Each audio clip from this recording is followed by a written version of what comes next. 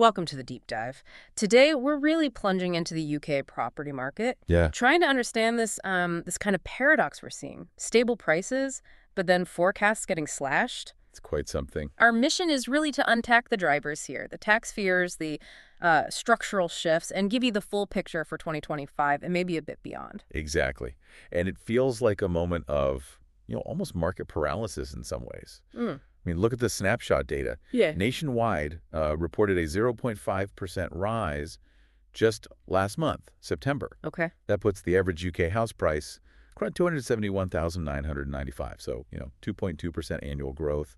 Looks solid on the surface. Right. 2.2% sounds pretty stable. So if the data is holding up, what's actually making people nervous? Particularly at the top end, I gather. Yeah, that's where the action or inaction is. It's all down to these persistent rumors swirling around the autumn budget. Okay. What kind of rumors?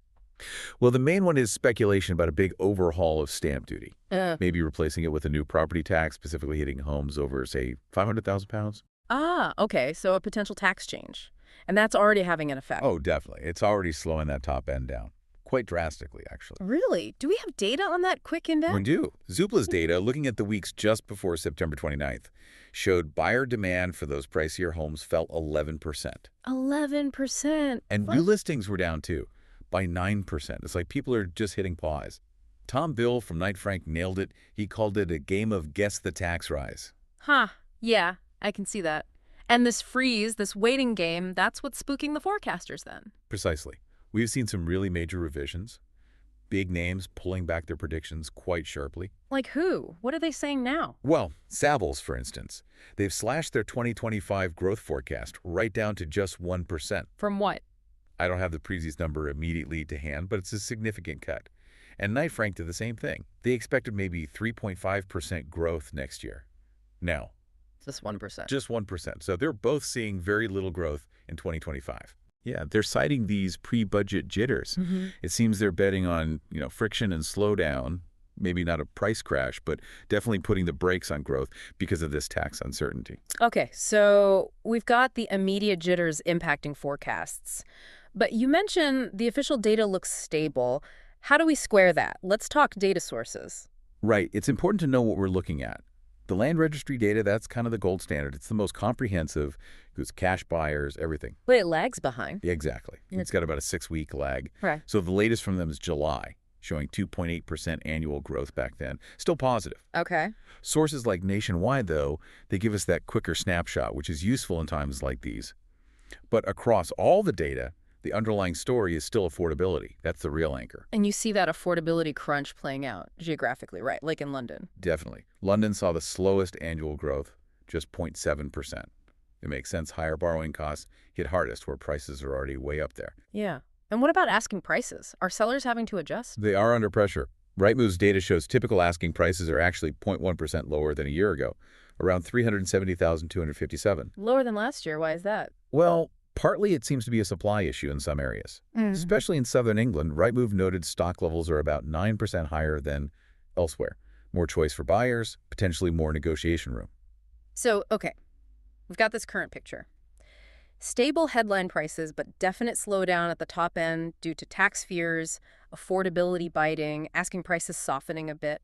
But you mentioned the long view is better. Yes, despite this current stagnation fueled by political risk, the longer-term forecasts are surprisingly optimistic. I'm optimistic. Savills thinks we could see 5.5% growth by 2029.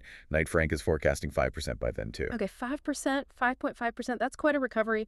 Why are they so confident looking further out? What changes? It really boils down to two main things they expect to happen. First, significant wage growth. They're projecting something like 22% cumulative growth between 2025 and 2029. Right, wages catching up would help affordability. What's the second thing?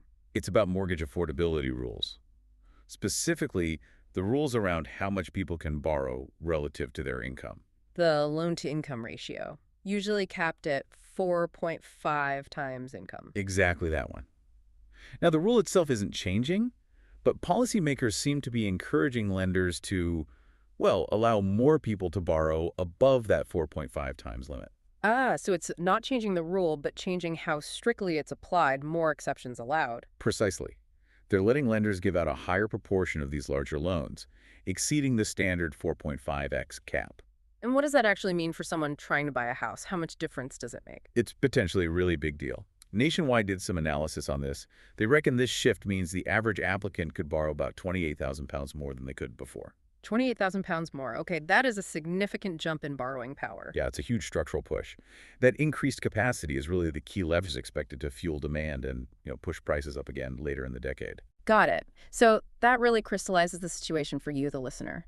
The key takeaway seems to be the market's fundamentally stable right now, but it's hitting pause, Yeah, a temporary pause. driven by this very specific anxiety about potential tax changes. But at the same time, these powerful structural forces, like easing credit access through those affordability rule tweaks, are lining up to support future growth. Which brings us to a really interesting final thought. Given that the high-value market is slowing down purely because buyers are waiting on this political news. Waiting for the budget outcome. Exactly. Experts are advising people not to make knee-jerk reactions based on rumors. So the question is, could focusing on the actual market now and your own financial reality maybe give you an edge? An advantage over those just sitting on the sidelines, paralyzed by the speculation. Potentially. It's definitely something to think about as you weigh up your options in the current climate.